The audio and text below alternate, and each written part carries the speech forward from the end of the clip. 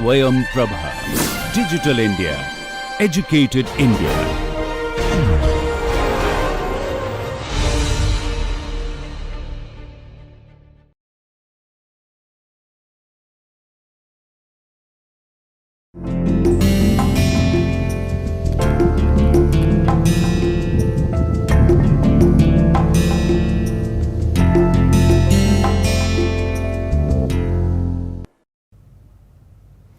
We will continue on our discussion on the Harappan sites and their material culture. And here from the terracotta we have also found that there are some of the other materials who have been really important, and that gives us a sense of different kind of material practices. So from bricks, from the terracotta figurines, we have also found there have been used this soapstone or steatite. So soapstone is a material which is soft, and it's very much like talc, and it is a very soft material when it is carved, and then once it is treated with water, and then it becomes hard.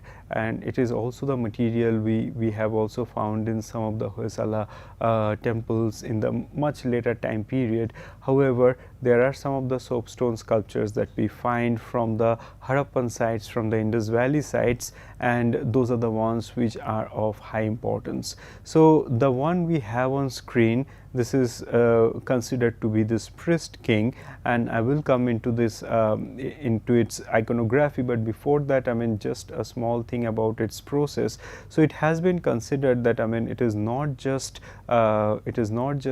made with the soapstone and then treated with water for its hardness, but it is also low fired. So perhaps it has not been fired as the terracotta figures or the bricks, but it has also been low fired for its stability, and that is how we see that today this sculpture, the way it appears, it appears almost stable as stone, and perhaps also that is the reason all these details and everything on this particular sculpture had survived for its durability.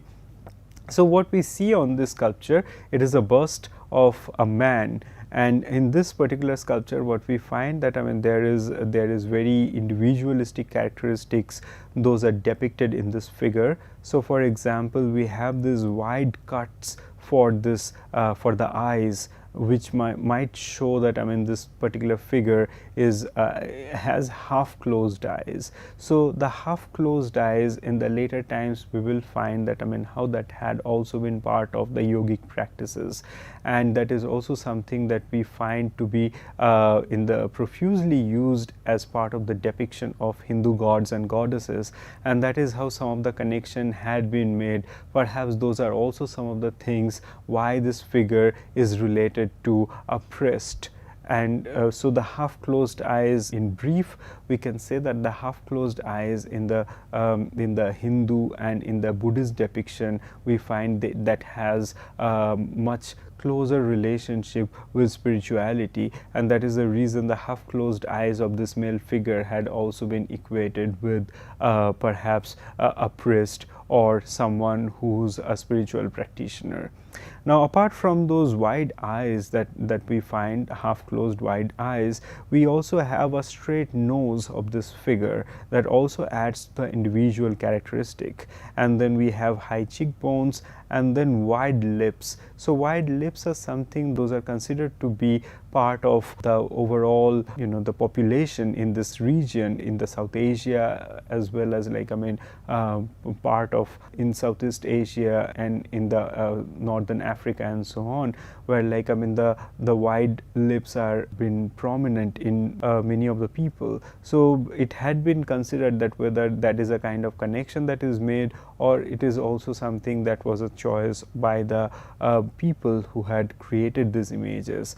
So apart from this wide lips, then this straight nose, this eyes, we also see there is a very strong suggestion of the beard, and the beard that we have here, it's simplistic in some ways, at the same time it's also clever, that we have the mustache and the beard that continues in its in this man's cheeks, and the beard, the area of the beard had been very strongly or like prominently distinguished from the skin, and that is how we find this line that sort of runs on his face that separates his skin from the beard, and the beard then is represented by those straight vertical lines which run parallelly with each other. So those are the lines that we know as to be like simplistic depiction of the hair, and of course that that we find a reflection of that hair of the beard in the priest king's head as well.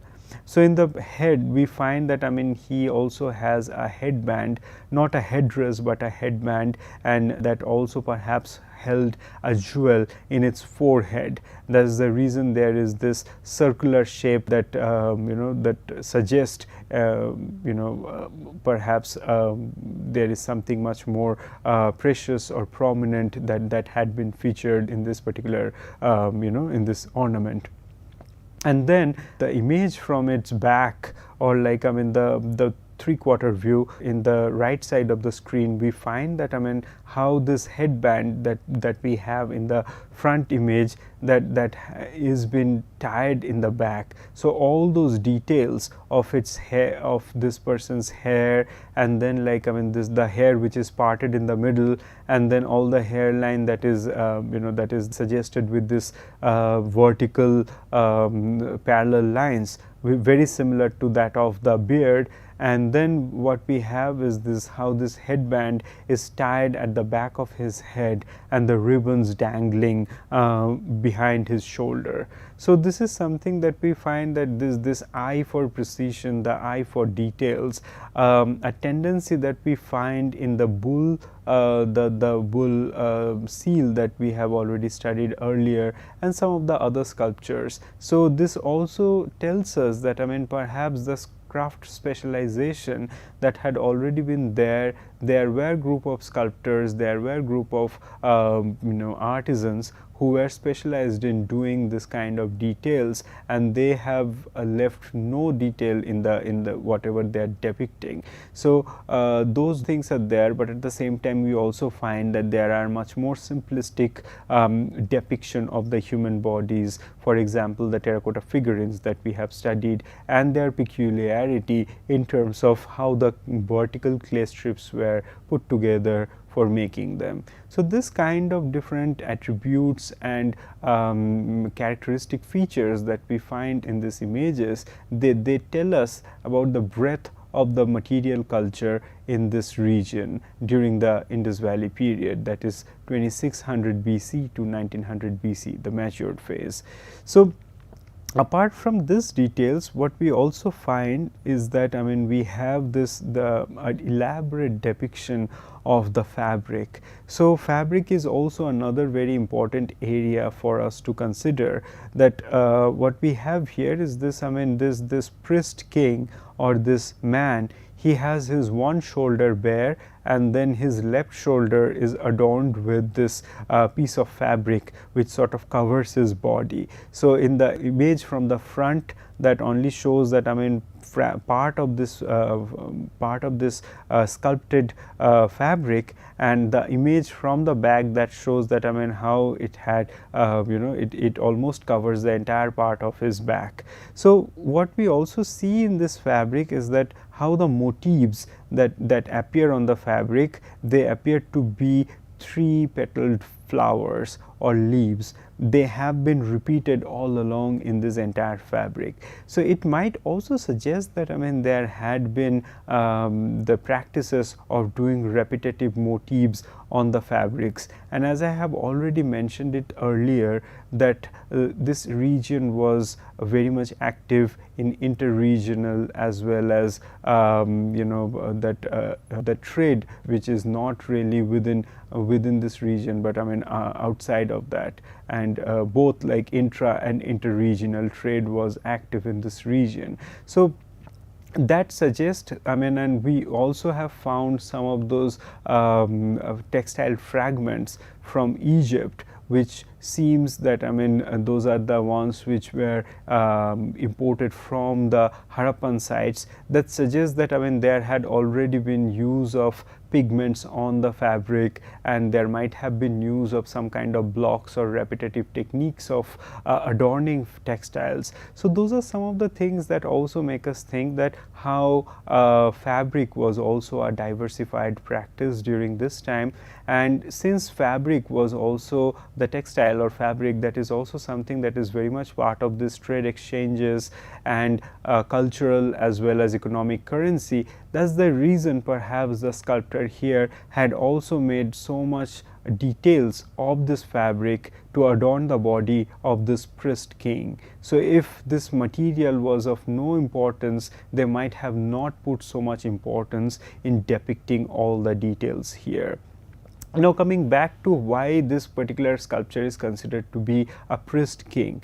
So we do not really have this kind of individual depiction of a figure that what we consider to be like a royal figure from these sides, and that is also one of the reasons why there had been the speculations that there was no king as such in these places, but there were those governing bodies. So if this is the truth, then we can also think that this person can also be someone who was of high social stature, but we do not really know whether this is a ruler or this is a spiritual leader. And as I have already mentioned it before, that with this half closed eyes, with its prominent beard and so on, those things resemble the later depiction of the priests and the spiritual practitioners, which led the archaeologists, historians and art historians to assume that this might have been a priest.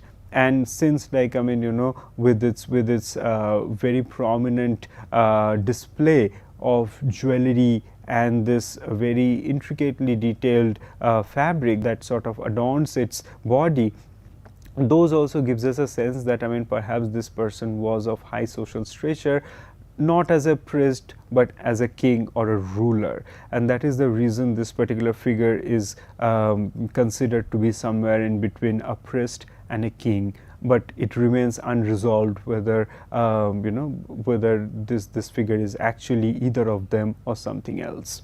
Then we also have some of the other images, and this is one of the images that we found, and this is from the 3rd millennium BC, that is 2700 BC, and that is what we have on screen is a man, and this man we find it's a small seated male figurine, and which has a cobra umbrella behind him. So that suggests that this particular figure that we have here, it also might have carried some importance, and what we have here on this image. So this is a crudely made image, and this image also has very minimal details, and with whatever details we find in this particular figure, that we have that this man is seated and then with his hands resting over his knees, and then what he also has is that there is this hooded snake, and that makes an umbrella over his head. So there might have been those seven it might have been a 7-hooded snake in its entirety, but now parts of the snake had been broken.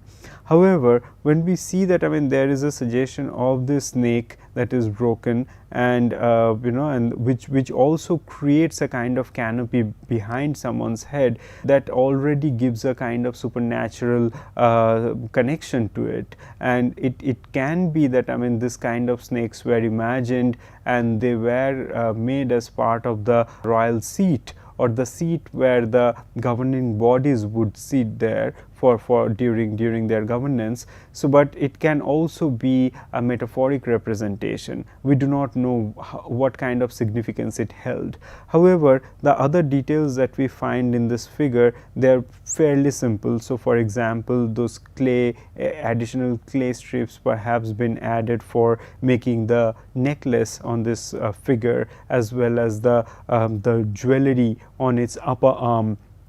and the small bracelets. And at the same time we find that there are some suggestions of the eyes, those have been made here.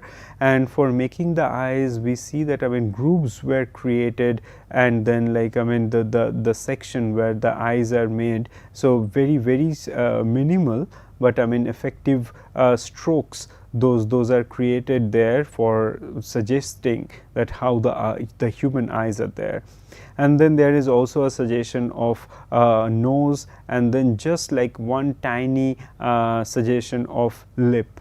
So all these things are there. And in the body we find that there is perhaps there is something that runs from his left shoulder to the right, and which seems like it can be part of an ornament, it can also be part of a fabric, or we do not know that what it is. However, that there is also something, we find that there is some suggestion of pigment, and there is also some suggestion of this red and white pigment in this figure, which shows that after this figure was created, it was painted with these pigments, and the painting them with particular pigments and having this kind of adornment, that also suggests something about their importance. So they are not as bland as the other male figurines that we have found, the standing ones, which are found in quantity, but these are some of the rare figurines that we have found, which also it does not really follow the same kind of the making principle. For example, two vertical clay strips are not joined in this case, but they come to represent perhaps some kind of important figures in their context. Now from there we also come to talk about some of the other things that we have from these Indus Valley sites, and that is to do with this particular one figure, and this is one of the very few surviving icons that we have from the Indus Valley, that shows the high craftsmanship in terms of the use of bronze. Now the question can come that if we are talking about clay, if we are talking about terracotta and so on, then why we can connect it to the bronze? But in this figure perhaps we do not really see the use of clay, but clay was indirectly used in it. So this particular figure that we have on screen, which is considered to be this dancing woman, or a woman who's standing with her one hand in her waist. So this is a particular figure that we have. It's a tiny figure, but it is of high importance because of its technique and its sophistication in its making. So this particular figure that we have on screen, this one is actually something that is considered to be made from this lost wax process. And lost wax process is something that is in which the wax models are created first. So we have the wax that is melted, and then that is shaped according to the artisan's desire. And then the additional details, for example the bangles that we have on her hand, or then the necklace, and then the adornment in the hair and so on, all those things that we have here, those are perhaps been added with extra strips of wax. And then once the entire figure is made, then it is sort of put in this mold made of clay. And in today's time we have the use of plaster of Paris and different kind of other materials which can be used for making the mold. But during those time, as we can understand, in the in the second and the third millennium BC, this kind of materials like plaster of Paris and so on were certainly not available. So the only available material was clay for making the mold of this wax model. And then what happens in those clay molds, there are several channels are created, and then when it is put on a when it is heated, then this wax this figure then the wax actually melts away, and it goes by those channels which are created in this in the mold. And then with the heat, the mud also becomes firm, and thus the terracotta molds are created. So when the terracotta molds are created, then the terracotta molds are also used for metal casting, and that is how the bronze casting, as we can see here, this very sophisticated bronze casting had been taken place. So terracotta or clay here again plays an integral part in shaping this kind of bronze casting that we see in the Harappan context. So this kind of different activities, as we can find that, how this bronze casting was implemented, and that shows that, this different range of practices, material handling, and different kind of techniques and so on, they were very efficiently handled by the artisans in this area. And another thing that we can also think about the use of the bangles, because in this particular figure we have that the woman figure which is which is depicted here. So she has a very tall and slender body, and in this one we have very minimal suggestion of her breast as well as her genitals. And then the other thing that we find is that her hands, they seem to be slightly exaggerated, and that can also be that can also be interpreted that how those hands are made as part of supporting the entire structure.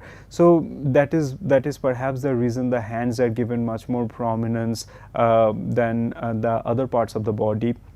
And in the face we also have this very half closed eyes, and to be specific, slightly a flat nose and this wide lips, and then there is a suggestion of a hairdo in its back. So all these different things are there. However, in the left hand, in the left arm, we find that there are those bangles which adorn her which adorn her upper arm as well as the lower arm. So these are some of the things that that make us think about the use of the bangles, something that we have also seen in the Pashupati seal or that yogi seal, right? That the seal which was either been considered to be a seal of a yogic figure or with Pashupati. So this kind of the use of the bangles, it might also mean that there were some kind of practices which were common to for both the male and the female members of the society, and thus it also puts a question to different kind of gendered use of ornaments and adornments. The way we understand them today, perhaps it was very different by then. The other thing that we also find very interesting in this particular bronze figurine is that the balance.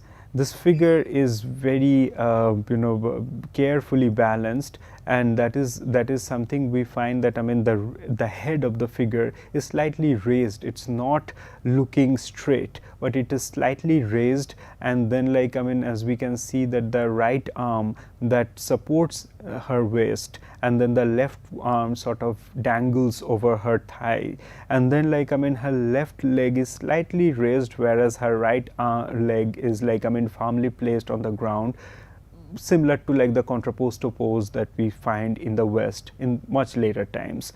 Now the thing is that this is also a pose that we find in the later times in the various Indian sculptures and so on, because in the Indian sculptures, in the Indian paintings, and in the visual arts in general, there had been a high significance of different kind of shapes and different kind of bodily gestures. So the gestures, we will find them later on to be connected to various dance forms, and in the sculptures profusely different kind of these gestures are used. And in some of the forms, for example, if we think about some of the later terms which are used in Sanskrit for Samabhanga and then Atibhanga, Trivanga and so on. So here we find perhaps this tri-body bent or Trivanga that is depicted in this figure efficiently. So, and that is depicted by this slightly raise of the head here, and then how there is this bend that is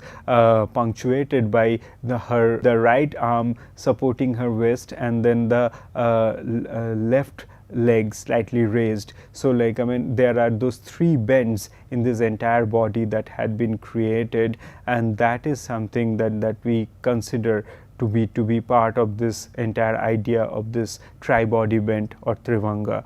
For those reasons, we find this very tiny figurine that is made of bronze to be of high importance, that it not only just talks about the material advances the people have made during this time, but they have also taken these practices much further, and that is to do with their the significances, the various symbols they have used. For example, the use of the bangles, if that had something to do with the gendered practices or not, and then also this fine sense of balance that had been implemented in this particular sculpture, or this this figurine, if I can call it. So these are the different aspects of it which makes us think about its high significance in in Indian art. Now, this particular technique, even though it's much in later times, but we find that this similar kind of technique that had also been continuing in in parts of southern India. For example, if we see the bronze casting in Swamimalai in Tamil Nadu, and that at least from the Chola period in the 9th century, that kind of bronze casting had been continuing. So there we find a very similar kind of practice, or the process, where the figures are made of wax, and then this wax modeled figures, and then put into make these molds, and then those molds are being used for the bronze casting. So this is something that we find that a practice which had started during this Harappan period. We do not have other evidences to relate it directly to the Chola bronze making practice or the other bronze making practices in other part of the subcontinent, but there are some of these fragments of them. We can see them being implemented, and thus we can also imagine that how some of these related practices have evolved over time. Those are some of the things we also find to be related to some of the other practices in the Indus Valley sites. For example, the way the beads are utilized. So while making the bronze sculptures, while making the use of metals, we see that they have also been mastered the use of different kind of metallic tools, and the metallic tools involve like polishing, making, shaping different kind of stones and bones and different kind of hard material to make them in form of beads. So that is also something that we find to be very much prominent in the bead sculptures and the bead the ornaments. Those are there in the in this found from the Harappan sites. So this is also as we can see on screen that there is this very sophisticated bead necklace that we have here, and this bead necklace that actually has used some semi precious stones and some other stones which are made which are all standardized. So it also gives us some suggestions that there might have been tools for doing this kind of standardized practice. So this kind of tools which are mostly made of metals, and then before that, as we have already spoken about the use of metals for casting and so on. So both for making things as well as for for using metal for doing the objects. So for tools as well as the material for making the objects, in both ways we see that metal was also utilized alongside their fondness for clay and terracotta. Thank you.